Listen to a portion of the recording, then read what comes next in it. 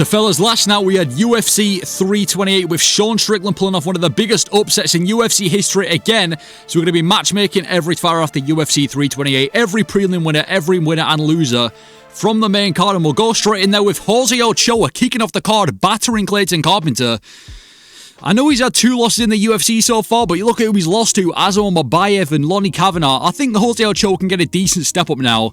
Beat the crap out of Clayton Carpenter. I think the loser of Sumadaji and Alex Perez is fair for Jose Ochoa. Perez and Sumadaji have both been in the UFC for ages now. I think they've both been in the UFC for like 6+ years. They've been here for a long time.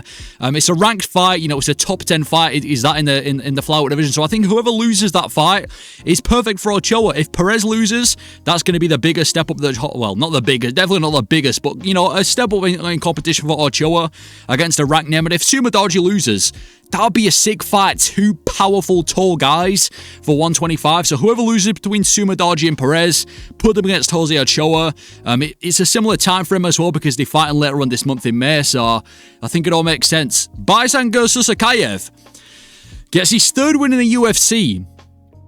I think it's time for a step up now for Susakayev. I'm going to do Susakayev versus Mansour Abdulmalik.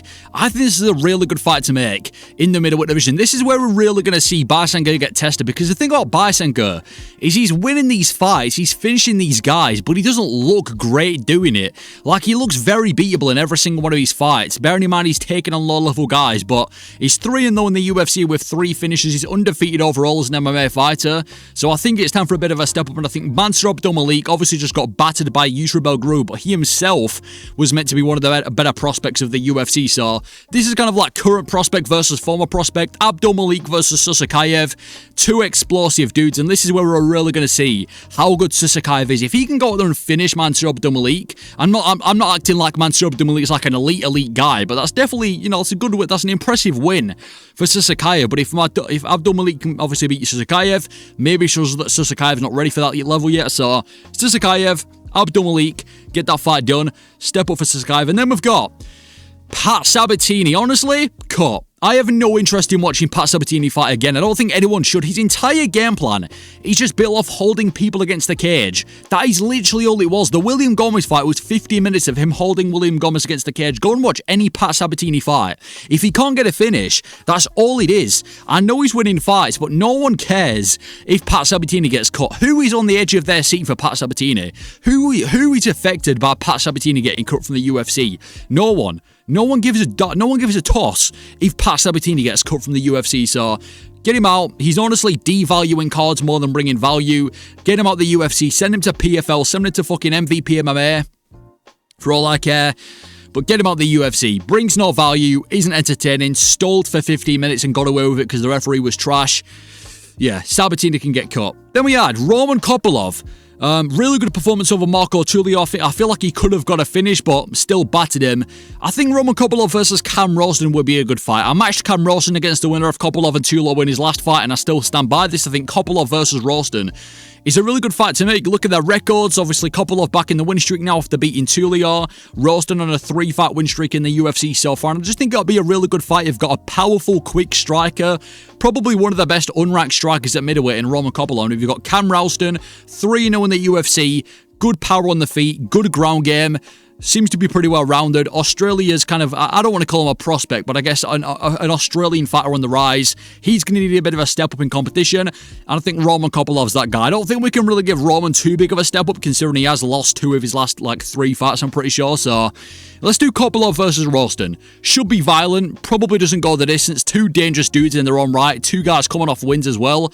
So let's do it. Kopylov, Rosden, winner can maybe get a shot at the top 15. I don't mind the fight. And then we've got Jim Miller. What a night for Jim Miller. Secures another win, secures another finish, 1 step closer to UFC 400, and also gets a bonus as well, submitting Jared Gordon. I feel like this fight is like the Unkoff of 155. Jim Miller versus Mr. Michael Johnson. I feel like I'm surprised these guys haven't taken each other on recently, especially. because they're both in a very similar position. They tend to lose to these kind of younger guys, but then every now and then will pick up a win when you don't expect it. They're always both in a similar position. They're both quite up there in age. Jim Miller being 42, Michael Johnson being 39. They've both been in the UFC for well over a decade now as well. I mean, you look at their records. They've both kind of got win-loss records. Obviously, Michael Johnson just got knocked out by Drew Dober. Jim Miller coming off that really good submission whenever Jared Gordon. But I think it's fair. Yeah, Jim Miller's back in the winning column. Johnson's just been knocked out. Some people might look at this fight and think on paper it's a mismatch because Michael Johnson should be able to beat Jim Miller, considering he's probably more, he's more athletic and he's quicker on the feet and everything, but you can't count Jim Miller out, and you definitely can't count Michael Johnson in. He's one of the most inconsistent fighters in the UFC, so Jim Miller versus Michael Johnson, I think it's a fair step up. We're not giving Jim Miller some young, hungry prospect. We're not giving him too big of a step up against like a top 15 guy. We're giving him another veteran, MJ. It's a fair step up if you beat Jared Gordon, finish Jared Gordon, so yeah, Jim Miller versus Michael Johnson. I don't see why not. And then we've got Grant Dawson. I think Grant Dawson versus Chris Duncan makes a lot of sense. They've both beat Matejra and Betsky in the last year. Obviously, Chris Duncan beat him in an Apex card. Grant Dawson just submitted him.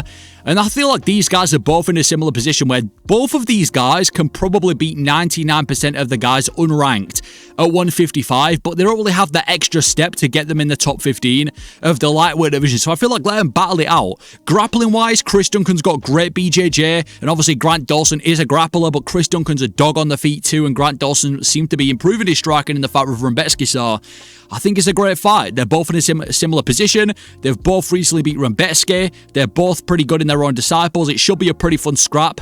So yeah, Grant Dawson versus Chris Duncan. Can guarantee the UFC would probably put this as like an Apex main event, but get it done. Duncan Dawson, get that fight done. And then Yaroslav Amosov.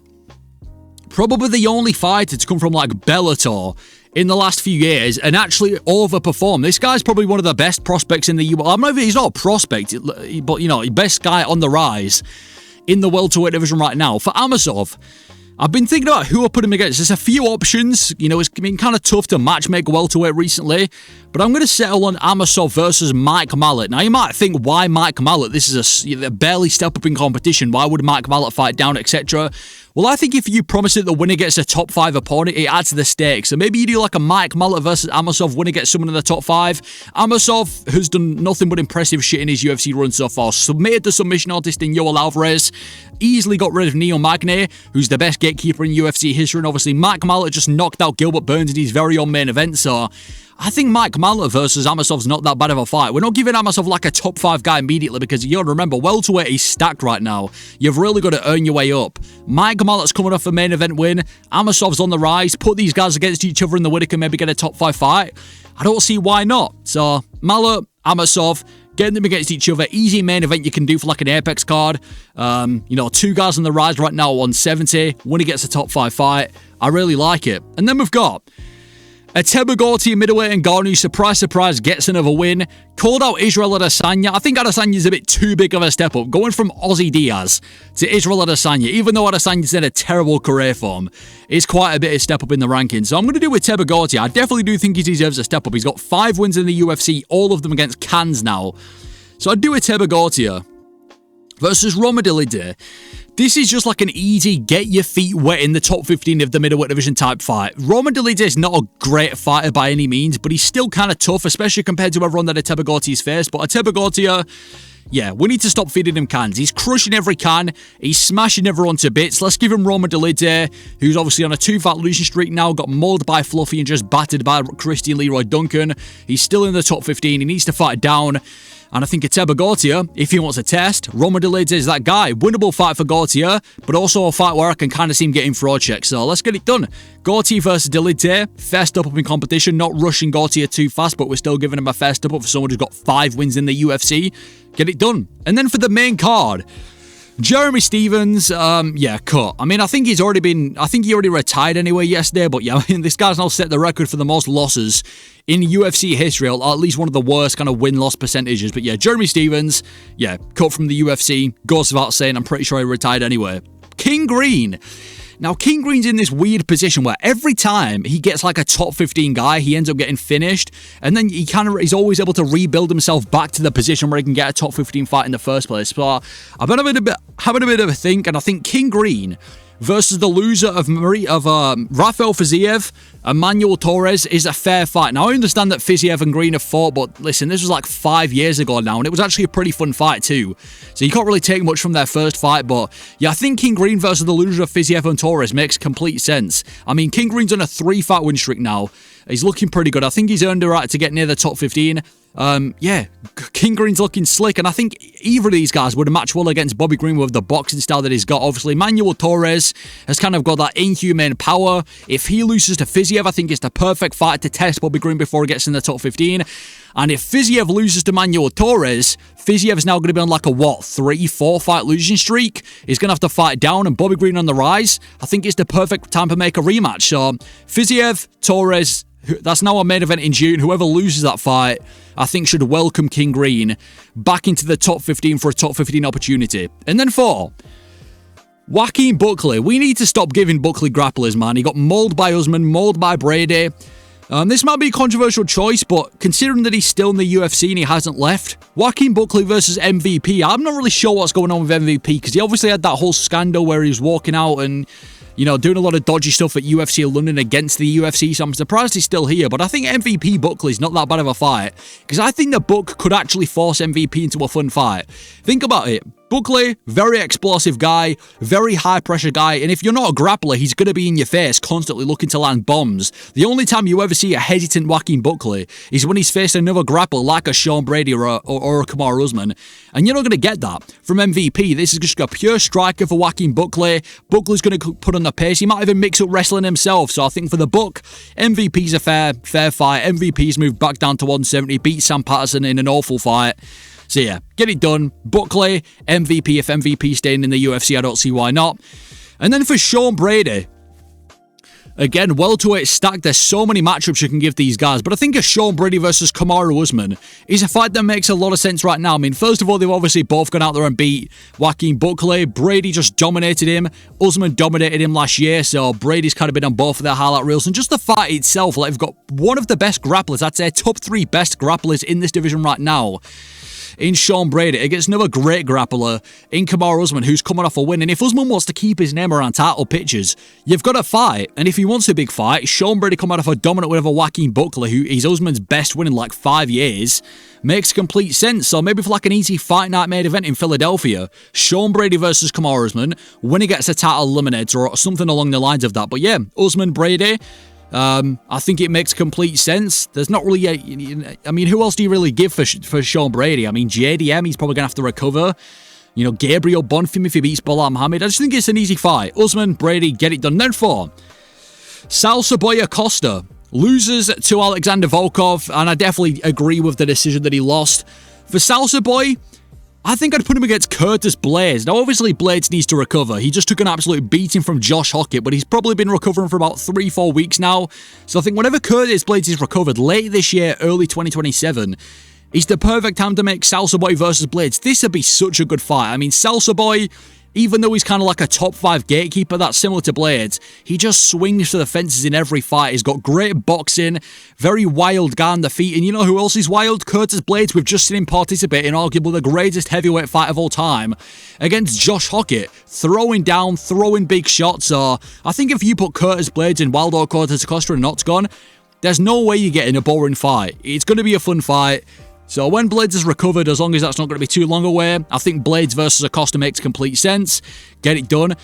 And then for Alexander Volkov, now here's the thing, heavyweight's in a really weird position, especially for Alexander Volkov. Now in terms of who I've put him against, I've put him against either Josh Hockett or Talishan Teixeira. I know that's a random 2 opponents to choose, but you're probably thinking, what's this dude on about? Hear me out. So we've also got Tom Aspinall as the champion right now in the heavyweight division. You've got to assume that Alex Ngannou, whoever wins that fight, is going to take on Tom, which kind of leaves Volkov in this weird place where he's like a number 1 contender, but he's not, because he's not either Ngannou or Volkov, Ngannou or Pereira, so he's just going to be sat out for edges. And in my opinion, if I'm Volkov at this stage in your career, I think you should stay active. By active, I mean like 1 fight. But since obviously we've got the interim fight going on and Volkov's going to be out for a while, I think he should stay active, and I think the two matchups that make sense here is Talison Teixeira if he beats Sergey Pavlovich, obviously. So if Talison Teixeira can pull off a win over Pavlovich, I think him and Volkov make sense. Or if Josh Hockett can beat Derek Lewis, which he probably will, then I think Josh Hockett versus Alexander Volkov for like a #1 contender fight is another perfect fight to make. So yeah, if Josh Hockett beats Derek Lewis, if Talison Teixeira beats Sergey Pavlovich, I'd put them against Volkov. If they both win, I'd prioritise Hockett. If neither of them win, I have no clue. But Volkov's in a position where he's kind of earned a title fight. It's not his fault. It's just that, you know, there's an interim title fight going on already. So if I'm Volkov, I'm staying active and I'm either taking on Hockett or Talison Teixeira. Whoever wins, if they both win, pick Hockett. And then 4, Tatsuro Taira, recover. That's all this guy needs to do. This guy's got so much heart as well. He could have made it like a 25-minute boring grappling fight, and he had a scrap with Joshua Van. This kid's got a ton of heart, but yeah, he took a beating in that fight with Joshua Van. 5 rounds of getting picked apart by one of the UFC's best boxers ain't going to be a good look. His face was bleeding. He had cuts all over his face. So for Tatsuro Taira, in a division as competitive of flyweight, I think he should be taking the rest of the year off. Take the rest of the year off, recover, get back to where you were before. I think that's my advice to Tatsuro Taira. Just recover at this point. He shouldn't be out for too long. I think early 2027 he should be able to come back. But for now, yeah, Taira, just focus on recovering. And then for Joshua Van, I feel there's only really one name that makes sense for Van, and it is Pantoja. Yeah, it is Pantoja. I really do want to see the winner of Cap and Horiguchi get a title shot too, but you've got to give it to Pantoja. I mean, this guy, he's still in the mix. You know, I mean, the guy never really left the mix. He was the champion, and he only lost because of a bloody injury. So you've got to give Pantoja a title fight. You can't miss out on Pantoja versus Van. And if anything, after watching Van and how much he dominated Tatsuro Taira, I actually think it's more exciting this time around, because obviously Pantoja's always been seen as like this unstoppable force at 125, and now he's taking on Joshua Van, who I actually think he's probably going to come as like a betting favourite if they ever fight. So I really want to see this fight now. Pantoja should be healed from the injury. He only took about 5 or 6 months off anyway. So Joshua Van versus Pantoja, it has to happen. We need to see it soon. So hopefully sometime later on this year, maybe like August, September, sometime around there, get Joshua Van versus Pantoja done. And then 4, Khamzat Chimaev loses to Sean Strickland in the main event, announcing that he's now going to be moving to 205. I feel like the no-brainer for Khamzat Chimaev is going to be Paulo Costa.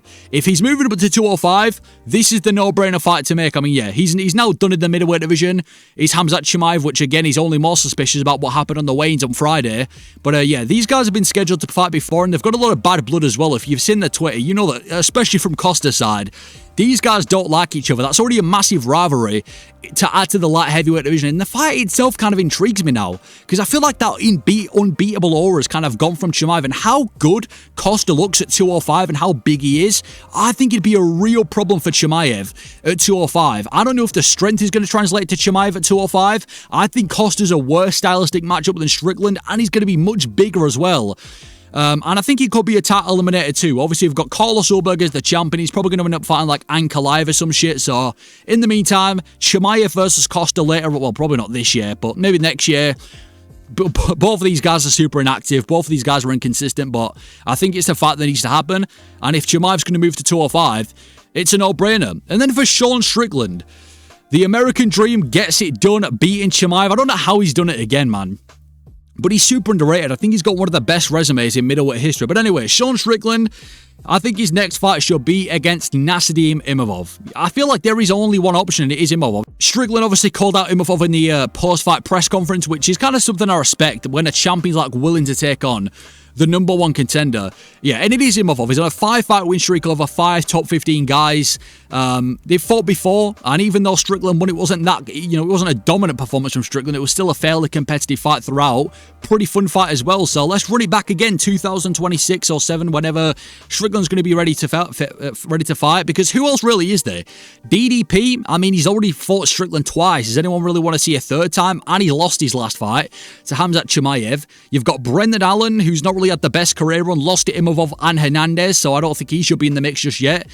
Caio Brallo, who lost to Imavov. The only other guy you've really got is Joe Pyfer, but that wouldn't make sense considering that Imavov's just knocked out Pyfer's best win and also got him beating Caio Brallo on top of it. So Nasidim Imavov versus Sean Strickland.